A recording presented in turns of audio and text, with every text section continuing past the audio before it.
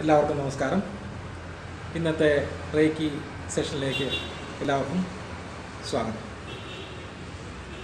അപ്പോൾ നമ്മളിവിടെ ഈ റേക്കി ക്ലാസ് എടുക്കുന്നത് പോലെ തന്നെ അറ്റ്യൂൺമെൻറ്റ് കൊടുക്കാറുണ്ട്. അപ്പോൾ നിരവധി ആളുകൾക്ക് അറ്റ്യൂൺമെൻറ്റ് കൊടുത്തു കഴിഞ്ഞു. അതുപോലെ തന്നെ നേരിട്ടും ഡിസ്റ്റൻ്റായിട്ടും ഉള്ള ഹീലിംഗ് ഉണ്ട്.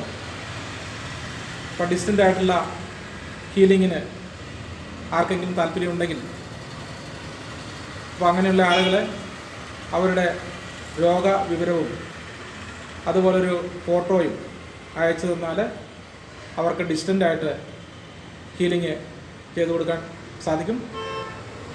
അതുകൊണ്ട് അങ്ങനെ ആവശ്യമുള്ള ആളുകളോ അല്ലെങ്കിൽ റേക്കി പഠിക്കണമെന്ന് താല്പര്യമുള്ള ആളുകളുണ്ടെങ്കിൽ നേരിട്ട് കോൺടാക്റ്റ് ചെയ്യുക.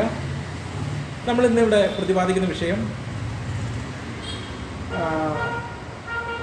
അപസ്മാരം അഥവാ ചുഴലി എന്ന് പറയുന്ന അസുഖം. അപസ്മാരം